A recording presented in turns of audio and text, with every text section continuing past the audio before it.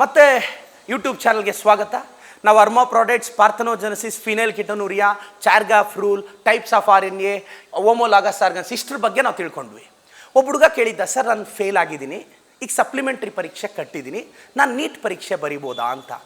ನೀನು ಫೇಲ್ ಆಗಿ ಸಪ್ಲಿಮೆಂಟ್ರಿ ಬರೆದು ಮತ್ತೆ ನೀಟ್ ಬರೆದು ಡಾಕ್ಟರ್ ಆಗ್ಬೋದು. ಅಷ್ಟೇ ಅಲ್ಲ, 10th ಬರೀದೇ ಇದ್ದರೂ ಡೈರೆಕ್ಟಾಗಿ 12th ಪಾಸ್ ಮಾಡಿ ನೀನು ನೀಟ್ ಬರಿಬೋದು.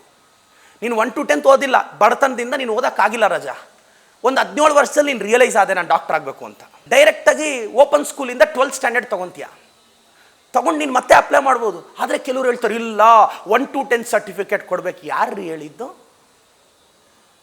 ಹೇಳಿದ್ದು? ಸ್ವಲ್ಪ ಕೋರ್ಟ್ ಜಡ್ಜ್ಮೆಂಟ್ಸ್ ಓದಬೇಕು ನಾವೆಲ್ಲ.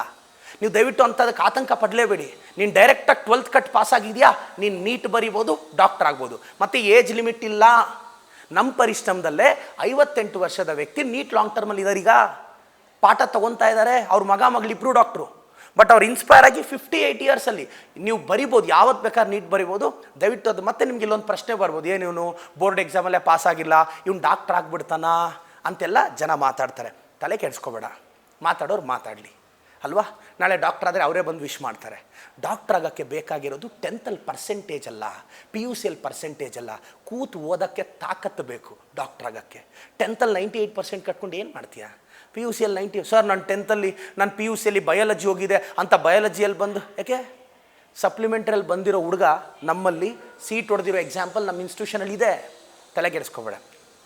ನೀನು ಸಪ್ಲಿಮೆಂಟ್ರಿ ಪಾಸ್ ಮಾಡು ಫಸ್ಟು, ಅದಾದಮೇಲೆ 1 ವರ್ಷ ಕೂತು ಓದಂಗಿದ್ರೆ ನಿನಗೆ ಯಾವ ಇನ್ಸ್ಟಿಟ್ಯೂಷನ್ ಅನುಕೂಲ ಆಗುತ್ತೋ. ಬರೀ ನಮ್ಮ ಇನ್ಸ್ಟಿಟ್ಯೂಷನ್ ಅಂತಲ್ಲ, ಮತ್ತೆ ಹೇಳ್ತಾ ಇದ್ದೀನಿ ವಿದ್ಯಾರ್ಥಿಗಳೇ, ನಿಮ್ಮ ಆರ್ಥಿಕ ಸ್ಥಿತಿಗತಿ ನೋಡ್ಕೊಂಡು ನೀವು ಯಾವ ಇನ್ಸ್ಟಿಟ್ಯೂಷನ್ಗೆ ಹೋಗ್ತಿರೋ ಹೋಗಿ, ಆ ಇನ್ಸ್ಟಿಟ್ಯೂಷನ್ ಮೇಲೆ ನಂಬಿಕೆ ಇಟ್ಟು ಪ್ರಿಪೇರ್ ಆಗಿ. ಖಂಡಿತವಾಗೂ ನೀವು ಗೆದ್ದೇ ಗೆಲ್ತೀರಾ. ಧೈರ್ಯವಾಗಿರಿ, ತಲೆಗೆಡಿಸ್ಕೋಬೇಡ. ನಿನಗೇನಾದರೂ ಸಪ್ಲಿಮೆಂಟ್ರಿಯಲ್ಲಿ ಪಾಸಾಗಿ ನೀಟ್ಗೆ ಎಲಿಜಿಬಿಲಿಟಿ ಸಿಗಲ್ಲ ಅಂದರೆ ಬಾ ನನ್ನ ಹತ್ರ, ನಾನು ನಿನ್ನನ್ನು ಕರ್ಕೊಂಡೋಗಿ ಎಲಿಜಿಬಿಲಿಟಿ ಕೊಡಿಸ್ತೀನಿ. ಯಾಕೆಂದರೆ ಕಾನೂನಿದೆ, ಕಾನೂನು ತುಂಬ ದೊಡ್ಡದು ರಾಜ, ಎದ್ರಕ್ಕೆ ಹೋಗ್ಬೇಡ. ಇಂಥ ಕನ್ಫ್ಯೂಷನ್ಸಿಂದ ನೀಟ್ ಅಪ್ಲೈ ಮಾಡೋದೇ ಬಿಟ್ಬಿಡಿಯಾ. ಯಾರಾದರೂ ಹೇಳ್ತಾರೆ, ಇಲ್ಲಪ್ಪ 1 to 10th ಕೇಳ್ತಾರೆ KEಯಲ್ಲಿ. ಅವ್ರು ಕೇಳ್ತಾರೆ, ಅವ್ರ ಜವಾಬ್ದಾರಿ. ಅವರು ಕೇಳಿ ನಮ್ಮ ಎಕ್ಸ್ಪ್ಲನೇಷನ್ ನಾವು ಕೊಡ್ಬೋದು. ತಲೆ ಕೆಡಿಸ್ಕೋಬೇಡಿ.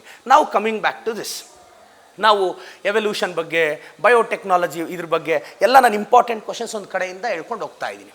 ಈಗ CNG ಬಗ್ಗೆ ಪ್ರಶ್ನೆ ಕೇಳ್ಬೋದು. ಕಂಪ್ರೆಸ್ಡ್ ನ್ಯಾಚುರಲ್ ಗ್ಯಾಸ್ ಅಂತ.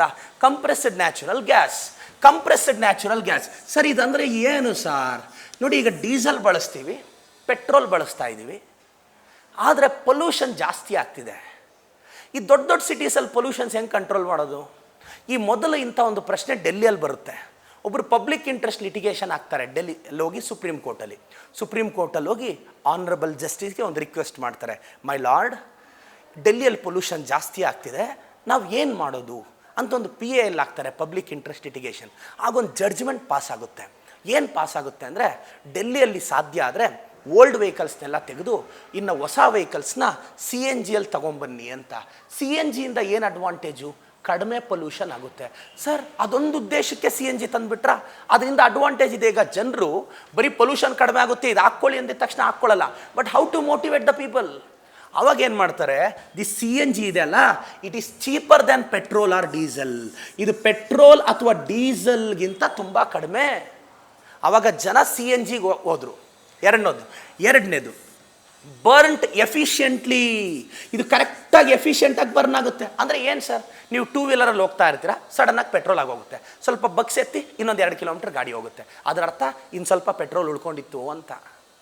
ಕಾರಲ್ಲಿ ಪೆಟ್ರೋಲ್ ಆಗುತ್ತೆ, ಮತ್ತೆ ಇನ್ನೊಂದು 2 ಟ್ರೈ ಕೊಟ್ಟರೆ ಇನ್ನೊಂದು 10 ಕಿಲೋಮೀಟರ್ ಹೋಗುತ್ತೆ, ಅಂದರೆ ಇನ್ನು ಸ್ವಲ್ಪ ಉಳ್ಕೊಂಡಿತ್ತು ಅಂತ. CNG ಹಂಗೇನಲ್ಲ, ನಾವು ಎಷ್ಟು ತುಂಬಿಸಿರ್ತೀವೋ ಅಷ್ಟು ಖಾಲಿ ಆಗೋಗುತ್ತೆ. Burnt efficiently. ಮೂರನೇದು, cannot be siphoned off by thieves. ಅಂದರೆ ಕಳ್ಳರು ಇದನ್ನು ಕದಿಯೋಕ್ಕಾಗಲ್ಲ.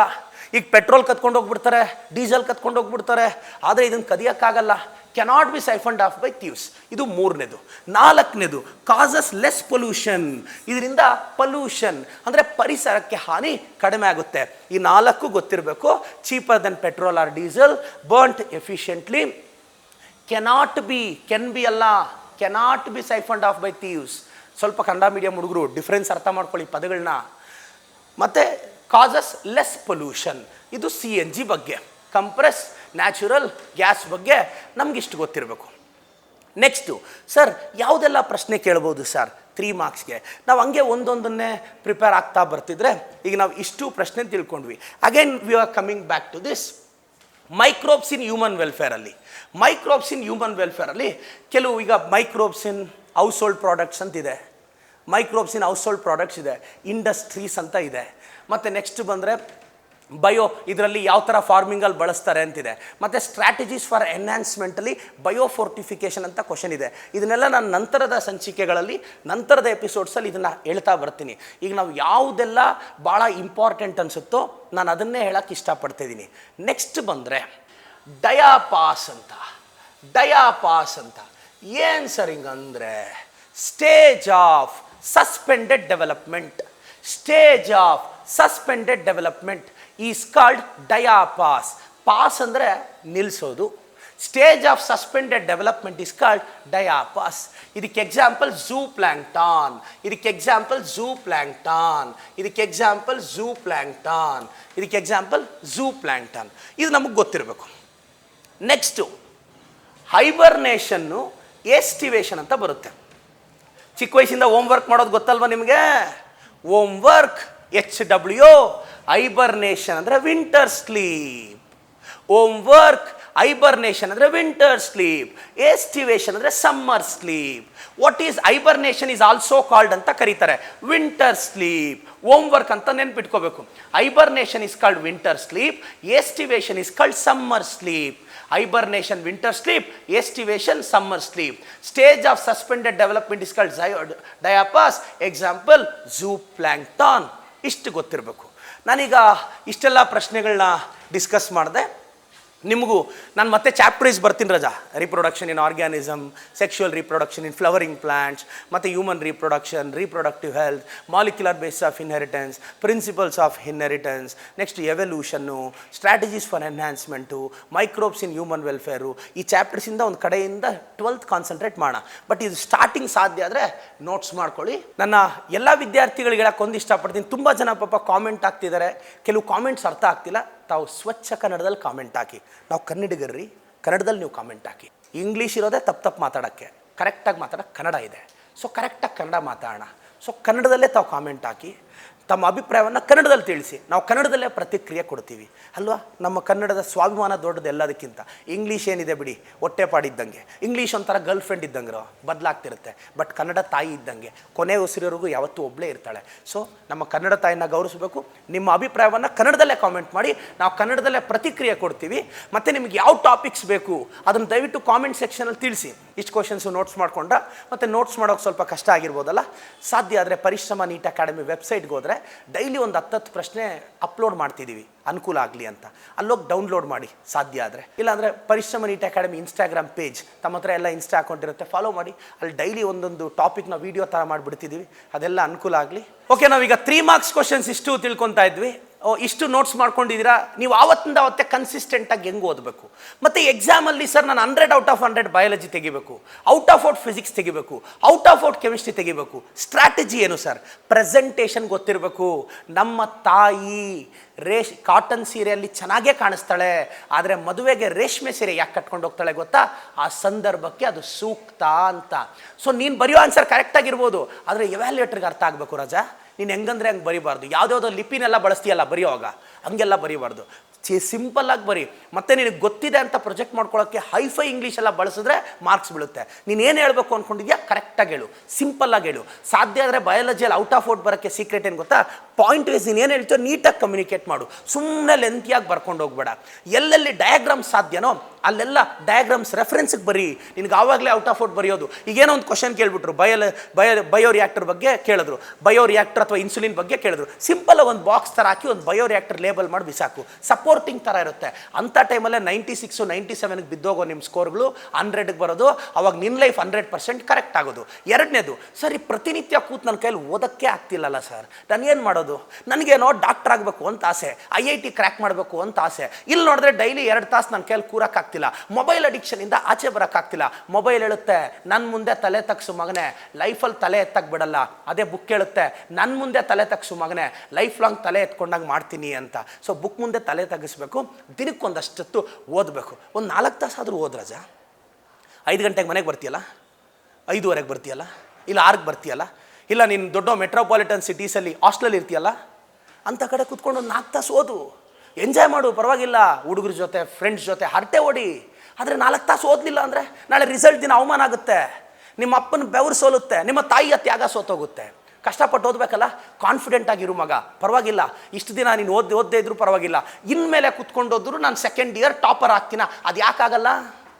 ಇನ್ಮೇಲೆ ಕರೆಕ್ಟಾಗಿ ಕುತ್ಕೊಂಡು ಬಟ್ 4 ಅವರ್ ಓದಬೇಕು. ಅರ್ಧ ಗಂಟೆ ಕುತ್ಕೊಂಡು ಅರ್ಧ ಗಂಟೆಗೆ 4 ಸಬ್ಜೆಕ್ಟ್ಸು ತಿರುಗಿಸಿ ನೋಟ್ಸ್ ಎಲ್ಲ ಬರೆದು ಡಯಾಗ್ರಾಮ್ಸ್ ಬರೆಯೋವಾಗ, ಲ್ಯಾಬ್ ಮ್ಯಾನ್ಯುವಲ್ ಬರೆಯೋವಾಗ ಈ ಮ್ಯೂಸಿಕ್ ಸಿಸ್ಟಮ್ ಹಾಕ್ಕೊಂಡ್ರೆ ಹೆಂಗೆ ಒಲಿಯುತ್ತೆ ರಜಾ? ಸರಸ್ವತಿ ದೇವಿ ಒಲಿಬೇಕು ಅಂದರೆ ಶ್ರದ್ಧೆ ಬೇಕು ಮಗ. ಆ ಶ್ರದ್ಧೆ ಮಿಸ್ ಆದರೆ ಹೆಂಗೆ?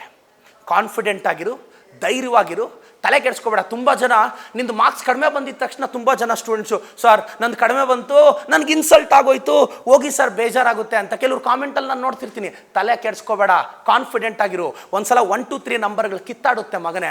9 ಹೋಗಿ 8 ನಡೆಯುತ್ತೆ, 8 ಕೋಪ ಬಂದು 7 ನಡೆಯುತ್ತೆ, 7 ಕೋಪ ಬಂದು 6 ನಡೆಯುತ್ತೆ, 6 ಕೋಪ ಬಂದು ಮಗನೇ ಅಂತ 5 ನಡೆಯುತ್ತೆ, 5 4ನ್ನ 4 3 ನಡೆಯುತ್ತೆ, 3 2 ನಡೆಯುತ್ತೆ, 2 1 ನಡೆಯುತ್ತೆ. ಇವಾಗ 1 0 ನೋಡಿಬೇಕು, ಹೊಡಿಯಲ್ಲ. 0 ಪಕ್ಕದಲ್ಲಿ ಕೂರಿಸ್ಕೊಂಡು 10 ಆಗುತ್ತೆ.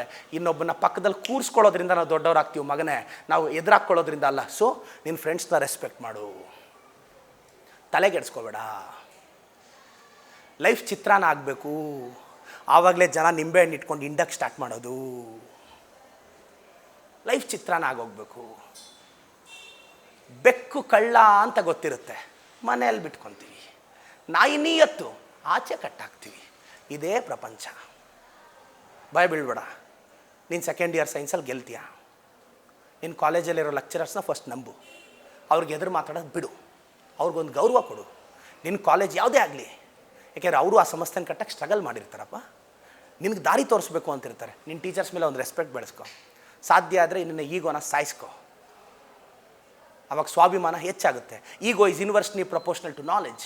ಈಗೋ ಜಾಸ್ತಿ ಆದರೆ ನಾಲೆಜ್ ಕಡಿಮೆ ಆಗುತ್ತೆ, ನಾಲೆಜ್ ಕಡಿಮೆ ಆದರೆ ಈಗೋ ಜಾಸ್ತಿ ಆಗುತ್ತೆ. ಕಲಿ, ಪ್ರತಿ ಕಡೆ ಎಲ್ಲೆಲ್ಲಿ ಕಲಿಯೋಕ್ಕೆ ಸಾಧ್ಯನೋ ಅಲ್ಲಿ ಕಲ್ತ್ಕೊ. ಜಾಸ್ತಿ ಫ್ರೆಂಡ್ಸ್ ಬಗ್ಗೆ ತಲೆ ಕೆಡಿಸ್ಕೊಬೇಡ. ಅವರೇನಂದ್ರು, ಇವ್ರೇನಂದ್ರು ಇವೆಲ್ಲ ತಲೆ ಕೆಡಿಸ್ಕೊಬೇಡ. ಆಡ್ಕೊಳ್ಳೋರು ಮುಂದೆ ಆಡಿ ಕಾರಲ್ಲಿ ಓಡಾಡಬೇಕು, ಆ ರೇಂಜಿಗೆ ಬೆಳಿಬೇಕು. ಆಡ್ಕೊಳ್ಳೋರು ಮುಂದೆ ಸೋತೋಗಿ ಲೈಫ್ ಹಾಳು ಮಾಡ್ಕೋಬಾರ್ದು. ಡಿಸ್ಟರ್ಬ್ ಆಗಬೇಡ, ಬಿ ಕಾನ್ಫಿಡೆಂಟ್. ನೀನೇನು ಬೇಕಾದರೂ ಅಚೀವ್ ಮಾಡ್ತೀಯ. ಕೂತೋದು ಮಗನೇ ಏನಾಗುತ್ತೆ? ನಿನ್ನನ್ನು ಸೋಲ್ಸೋರು ಯಾರು? ನಿನ್ನನ್ನು ಸೋಲ್ಸೋ ತಾಕತ್ತು ಒಬ್ಬರಿಗಿದೆ. ಆ ವ್ಯಕ್ತಿ ಹೆಸರು ಹೇಳ್ತೀನಿ, ಬರ್ಕೋ ಸಾಧ್ಯ ಆದರೆ. ನಿನ್ನನ್ನು ಸೋಲ್ಸೋ ತಾಕತ್ತು ಒಬ್ಬನಿಗೆ ಇದೆ. ನಿನ್ನ ರೂಮ್ಗೆ ಹೋಗಿ ಮಿರರ್ ನಡ್ಕೋ, ಅದರಲ್ಲಿ ಒಬ್ಬ ಕಾಣಿಸ್ತಾನೆ. ಅವನಿಗೊಬ್ಬನ ಕೆಪಾಸಿಟಿ ಇದೆ ನಿನ್ನನ್ನೇನಾದರೂ ಸೋಲ್ಸೋದು. ಇನ್ಯಾವನು ನಿನ್ನನ್ನು ಸೋಲ್ಸೋಕ್ಕೆ ಸಾಧ್ಯ ಇಲ್ಲ ಮಗ. ಬೆಳಕಲ್ಲಿದ್ದಾಗೆಲ್ಲ ಚೆನ್ನಾಗಿರುತ್ತೋ, ಕತ್ಲಿಗೆ ಹೋಗು, ನಿನ್ನ ನೆರಳೆ ನಿನ್ನ ಹಿಂದೆ ಬರಲ್ಲ. ಕತ್ಲಲ್ಲಿ ನಿನ್ನ ನೆರಳೆ ನಿನ್ನನ್ನು ಫಾಲೋ ಮಾಡಲ್ಲ, ಇನ್ಯಾರೋ ಬರ್ತಾರೆ. ಎಲ್ರಿಗೂ ಸೂರ್ಯನ ಥರ ಬೆಳಗಬೇಕು ಅಂತ ಆಸೆ ಅಲ್ಲ, ಸೂರ್ಯನ ಥರ ಉರಿಬೇಕು ಅನ್ನೋ ಲಾಜಿಕ್ ಇಲ್ವಾ? ಮರ್ತೋಗ್ಬಿಟ್ರಾ? ಸೂರ್ಯನ ಥರ ಬೆಳಗಬೇಕು ಅಂದರೆ ಸೂರ್ಯನ ಥರ ಉರಿಬೇಕು ಮಗ. ಚೆನ್ನಾಗಿ ಜ್ಞಾಪಕ ಇಟ್ಕೊ. ನೀನೇನು ಬೇಕಾದರೂ ಅಚೀವ್ ಮಾಡ್ತೀಯ. ಪ್ರದೀಪ್ ಈಶ್ವರ್ ನಿಮ್ಮ ಜೊತೆ ಇದ್ದಾನೆ. ಪ್ರದೀಪ್ ಈಶ್ವರ್ ನಿಮಗೆ ದಾರಿಗೆ ದೀಪ ಆಗ್ತಾನೆ. ಪ್ರದೀಪ್ ಈಶ್ವರ್ ನಿಮ್ಮ ಮನೆಯಲ್ಲಿ ಒಂದು ದೀಪ ಬೆಳಗೋ ಪ್ರಯತ್ನ ಪಡ್ತಾನೆ. ಸಬ್ಸ್ಕ್ರೈಬ್ ಮಾಡು. ಸಾಧ್ಯ ಆದರೆ ನಿನ್ನ ಅಭಿಪ್ರಾಯ ತಿಳಿಸು. ಬೈಬೇಕು ಅನ್ಸಿದ್ರೆ ಬೈದ್ಬಿಡು, ಅದಕ್ಕೂ ನಾನು ರೆಡಿ ಇದ್ದೀನಿ. Anyhow, thank you, all the best ಮಗ. ಪ್ರದೀಪ್ ಈಶ್ವರ್ ನಿಮ್ಮೊಂದಿಗೆ.